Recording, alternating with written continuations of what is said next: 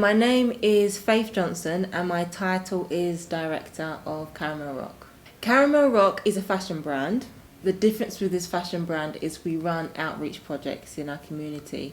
So we are set up to compete against any other label, but the projects that we run is Newham based and it's for the people, by the people. So the variation of projects that we run for local schools, we run for local academies, we run for our Newham Young Offending Team. We work with primary schools, secondary schools, we do a programme for the job centre, and it's all based around fashion, but it varies depending on the organisation that we are linked with. So for instance, one of our school projects is based around designing. So we do design, illustration, pattern cutting and sewing. And then all the students will create a product, and then their aim goal would be to showcase at our fashion show, whether it's the end of term or our annual event. We showcase during London Fashion Week, as well as doing community shows throughout the year. We get funding from different organisations throughout the year, just depending on who we're applying to at the time. So when we first set up, we received funding from Youth Opportunity Fund. We've received another one from Transform Newham. So that is Newham based, but it's actually led by a Christian organisation, and they give away funding to organisations within Newham. We've had funding from Church Urban Fund. So we apply to different funding bodies throughout the year. We have a board of trustees, which is a board of 6. So when you're a trustee, you're not employed. And then we have a staff of 4. So, and then we have volunteers. So my job is to deliver the projects alongside the other staff members. And then we are held accountable by our board of trustees as a charity, because we're working with so many different types of people. We usually are high end, but we have done t-shirts before.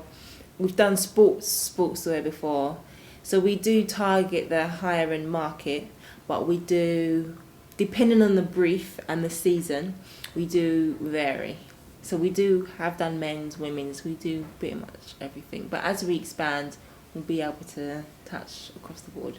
So the whole complex is 1.4 acres, and a part of this acre it's all owned by the church, and then there's other organisations that are based here. So there's another youth organisation which is called XLP, which is just based across.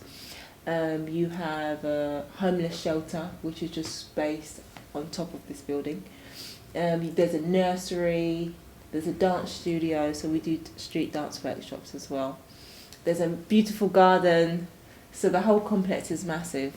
Because of the redevelopment, people are finding it difficult to manoeuvre in the area, because roads keep changing, getting blocked off and reopening, and there's a massive new roundabout which is changing. It is very busy and it is very noisy, but I mean it is a good community. Yeah, so, and I think once all the regeneration is done, I think it's going to look really good. It's going to look a lot more better than what it has ever done before, so it's good.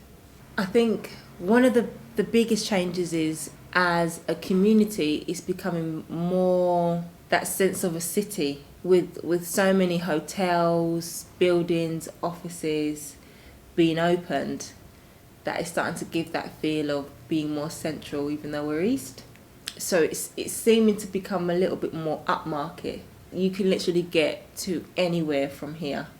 There's all sorts of buses, train routes, and just the influx of people, because through so many different types of people now coming, that, I mean, depending on any type of business that you are, that's a profitable relationship that you can have.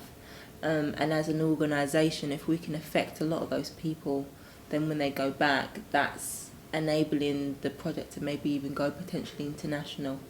So yeah, it's really good for business.